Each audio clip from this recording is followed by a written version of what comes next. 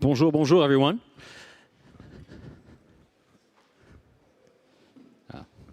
Hey, I'm Seb. I'm the founder of Interop Ventures. We're an early-stage venture fund investing in the interchain ecosystem and protocols and primitives. And I'm glad there's such a big turnout here at ETC for this talk on interchain DeFi. I'm also the host of a couple podcasts you may have heard of. Epicenter is, I think, the one a lot of people. How many people in here listen to Epicenter? Yeah, got some Epicenter fans here. And some other ones like the Interop, which I launched earlier this year, which is similar to Epicenter, but a little bit more focused on interchain projects and looking at sort of that stack. And a fun project I do with my friends over at Zengo called Zen Crypto Show, which is really a podcast for your mom and your annoying relatives who send you messages on WhatsApp every time the ETH price goes up. Also, Interop Ventures is presenting Nebula Summit here on Friday. It's Interchain and Cosmos Conference. It's going to be great. About 50 speakers, 300 attendees, and we're super excited to be launching this here in Paris this year at HCC. Anybody coming to Nebula? Hey, unfortunately, we're sold out and over capacity, but next year we'll get maybe a venue like this.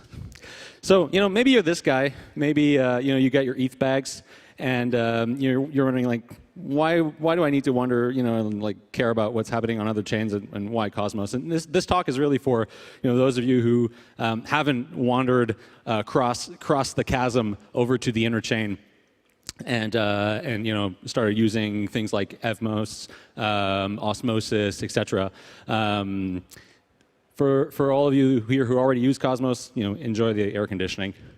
But you don't have to be this guy, and you can certainly start leveraging some of the DeFi primitives and some of the DeFi apps over on the interchain. And today, this talk is going to be telling you how you can do that, and like specifically which bridges you can use to start exploring the interchain. Before we do that, though, I just want to maybe have a little bit of a primer on what is Cosmos and what is the interchain. And I'm going to use those two terms interchangeably. Like Cosmos network and interchain are sort of overlapping in many ways, so it can be a little bit confusing, but just bear with me here. The interchain comes from this idea of an application-specific blockchain model. So the idea of app chains was very much pioneered by a lot of the folks that were working early on the Cosmos SDK and the technology stack there. And another one of the core primitives here is interoperability. This idea that application chains should have interoperability primitives built in.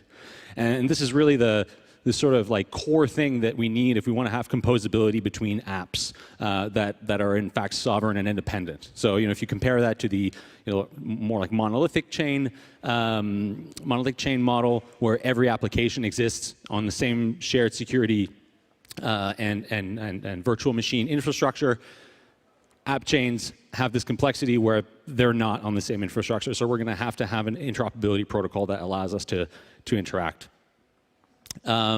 Sovereignty is also one of the core primitives here, and what I mean by that is that every application chain is sovereign and that it has its own security model, its own validator pool. For now, since the Cosmos Hub, which is sort of the main, one of the main zones in the Cosmos ecosystem, will enable shared security sometime this year, which means that applications will be able to launch and bootstrap their security using the Cosmos Hub. If you're familiar with how Polkadot works, it's sort of similar, where you have sort of a main chain ensuring security for other chains as well. Another core primitive that it's been really interesting to see sort of play out, like all these theories about on-chain governance actually play out in practice, is governance. Chains in the Cosmos ecosystem can enable governance, and that enables communities to decide on important updates and upgrades and changes to the protocol and things like community spend and treasury expenditure. And so it's always interesting to see that actually play out, and there's been some really interesting sort of political and also like philosophical debates around how on-chain governance should be managed. And application chains are scalable, and it's no wonder that a lot of the Ethereum ecosystem, I think, is also moving towards this more horizontal scaling, horizontally scaled architecture, because horizontally deployed chains scale. Excuse me. And so, with the Cosmos SDK and Tendermint consensus, we can arrive at thousands of transactions per second, and applications are not competing for throughput with other chains. So that's, in a nutshell, some of the core primitives of Cosmos. And if you start, believing in these, you'll be on your way to becoming a true cosmonaut. At the core of every Cosmos chain is the Cosmos SDK. So it is a framework that allows you to develop proof-of-stake modular chains. There's a series of modules there that allows you to build your custom chain for your custom application. Things like account authentication, token transfer, object capabilities, fee distribution, et cetera. There's about a dozen modules. Of course, we have Tendermint Core, PBFT algorithm at the core of it, which allows the chain to be validated. And the Cosmos SDK is used by a number of projects, about 60 chains in the interchain today. If you want to go further, if you want to build custom functionality, you can of course build your own modules, and certainly teams are doing that and bringing that that code upstream to be added in sort of the core set of modules. But there's also Cosm, which is another Cosmos SDK module that allows you to build smart contracts using WebAssembly. Currently, contracts are written in Rust, and we see a number of chains implementing Cosm and implementing them in different ways. So if you take Juno, for instance, which looks a lot like Ethereum in the sense that it is a permissionless blockchain where you can deploy smart contracts.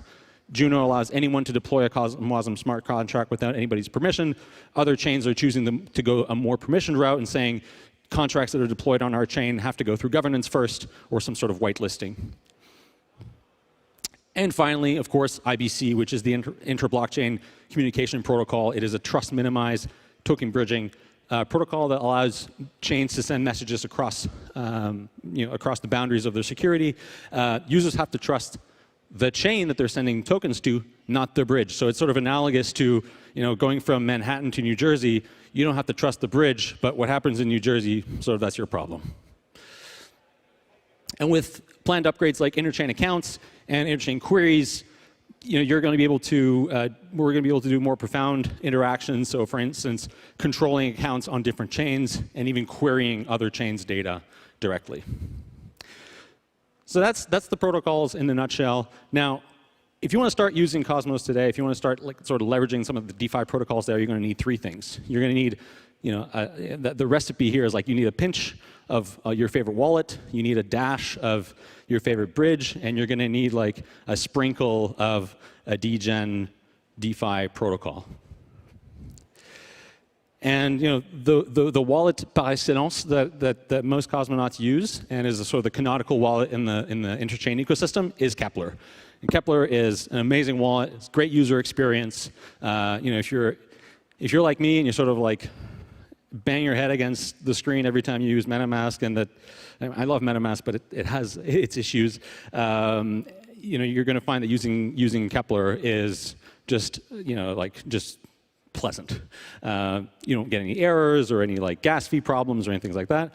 Works very well. You're able to manage all the assets, all your interchain assets, and they have a mobile app that also works super well. And you can use it with your Ledger Nano X natively. And so I personally love being able to take my Nano with me and also manage my portfolio wherever I am.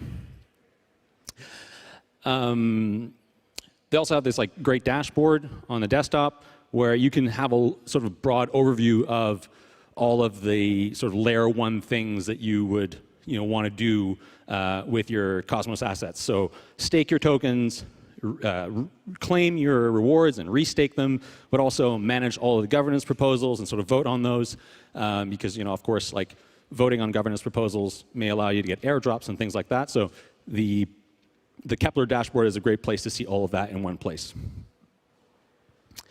And you will still have to use MetaMask once in a while, because certain chains certain Cosmos chains are EVM chains. So for instance, Evmos, which we'll talk about in a second, you can use Evmos with MetaMask or Kepler because it does talk EVM and it talks Cosmos SDK. And so therefore, for some interactions, you're going to have to use MetaMask. So once you get your wallet, well, how do we bridge into the interchain? How do you take your ETH bags or your USDC bags or whatever and start bridging those into into Cosmos to take advantage of some of the yields and some of the DeFi opportunities there. Well, the way that most people, I think, would, and certainly one way that I would recommend is using Osmosis. And Osmosis is the best DEX in the interchain. It's got a great user experience. It has something like 30 tokens listed there, and you can use Axelar satellite to bridge your Ethereum tokens over directly into Osmosis. So it's like one transaction. You bridge over into Osmosis, and you're able to leverage these tokens in liquidity pools and whatnot. Because you're using a bridge here, that bridge transaction can take up to, say, 30 or 40 minutes because it does need to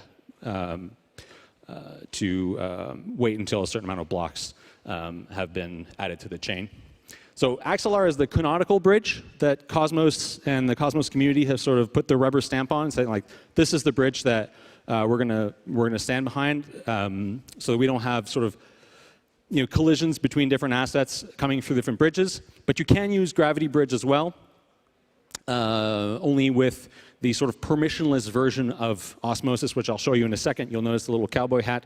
That means you're looking at Osmosis Frontier, which is the permissionless version of Osmosis. So if you're used to using Uniswap and how you have token lists, they haven't implemented token lists yet, so this is sort of a patch until we have token lists, but it is possible to use Gravity Bridge as well. So this is what Osmosis looks like. You can swap your assets with a similar interface than what you'd be used to, something like Uniswap. You can pool your assets as well, participate in liquidity pools by LPing, and have a look at all the assets that you have in your wallet. And so if you have assets on another Cosmos SDK chain, you can deposit them directly with IBC, and that's one transaction, and it happens in about 2 seconds. So when you deposit assets, say you have atoms over on the Cosmos hub, and you want to deposit those atoms on Osmosis, it's one transaction, one deposit transaction, and those atoms are now on the Osmosis chain.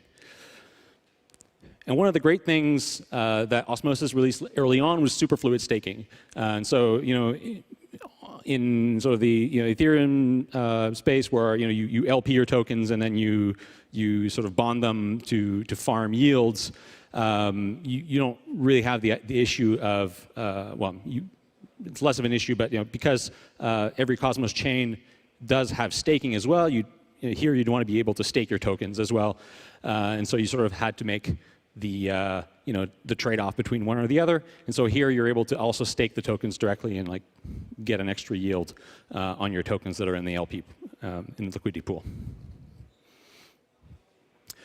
So this is Osmosis Frontier. This is sort of the permissionless version of Osmosis, where you're going to be able to trade all of the other tokens and all the other bridge tokens that are listed. The other way to bridge, so that's sort of the Cosmos route, moving your tokens in through a Cosmos chain. The other way to bridge is through Evmos. So if you're not familiar, who's familiar with Evmos here? Okay. So Evmos is an EVM chain that is interoperable, and so it is built on the Cosmos SDK. So think of it as sort of like a bridge chain between the EVM world and the Cosmos world, because Evmos can execute Ethereum smart contracts, but it also speaks IBC, so it's able to transfer tokens into the Cosmos interchain world. And so with Evmos, you're going to be able to use bridges like the Seller Bridge, Connext, or multi-chain to bridge your Ethereum assets onto Evmos, and then leverage any one of these AMMs to either swap or participate in liquidity pools. And so this is, Evmos is still quite new. Like it was launched earlier this year. They had some issues with the launch, and they relaunched later, sometime around April or May. And once they relaunched, these projects launched. So the liquidity is actually still quite low. So by all means, bring your liquidity and be one of the first to participate in these pools and benefit from being the first to participate in the liquidity pools on Evmos. And one small parentheses here. Evmos did an interesting airdrop, and so that's why I was asking how many people know about Evmos, because if you hold ETH, there are chances that you are eligible for the Evmos rec drop. So the Evmos rec drop was this interesting airdrop model that said, well, instead of just giving our tokens willy-nilly to the community, we're going to give our tokens to those who have been hurt the most.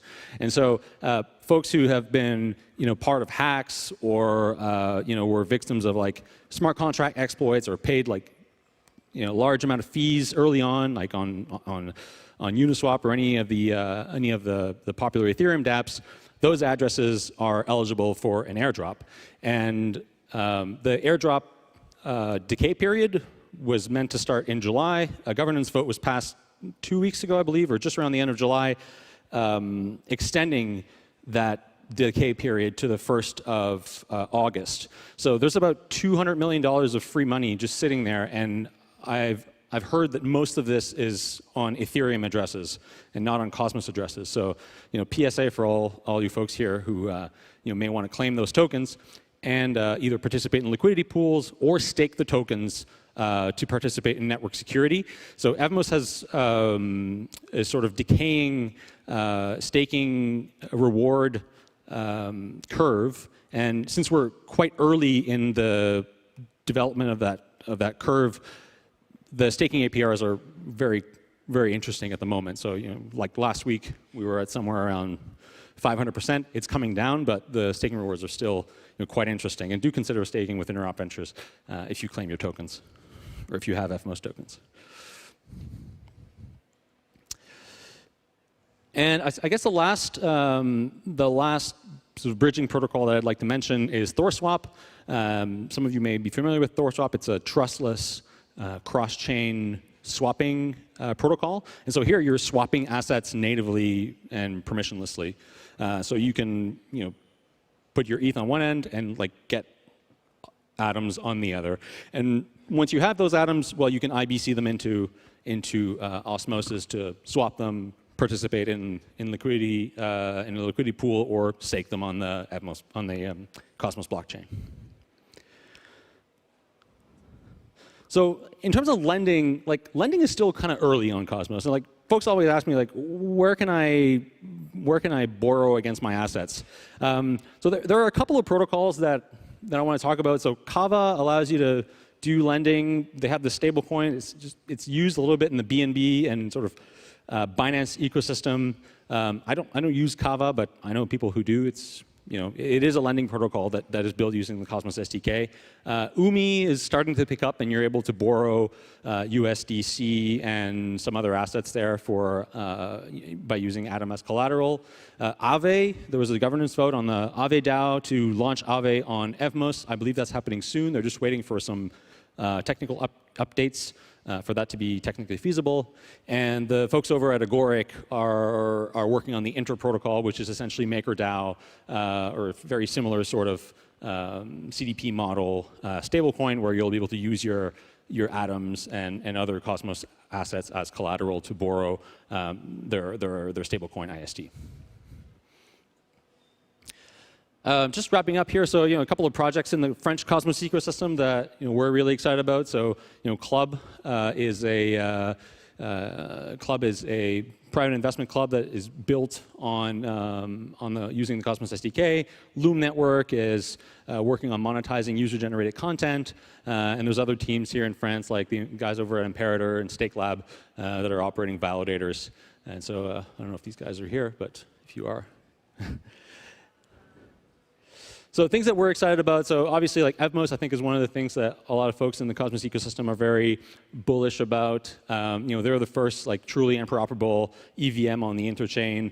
A lot of anticipation was built around the rec drop, and I think the team really is quite solid. These are folks that were working on Cosmos very early on, and Evmos has these interesting token economics that make it interesting for dApp developers to build their applications there. So, for instance, as a dApp developer, you can set a parameter when you deploy the contract that says, okay, I want up to 50% of my of the transaction fees when people are using my dApp to go back to back to the project. So it's a way for our teams to sort of bootstrap some revenue early on. We're also very, very bullish on Quicksilver. Quicksilver is an upcoming DeFi primitive that is the liquid staking zone for all the interchain. So if you have tokens, staked on any of the Cosmos chains, in a few months when they launch, you'll be able to use the staking shares from those staked assets, move them into Quicksilver, and get a staking derivative that you can then use in DeFi.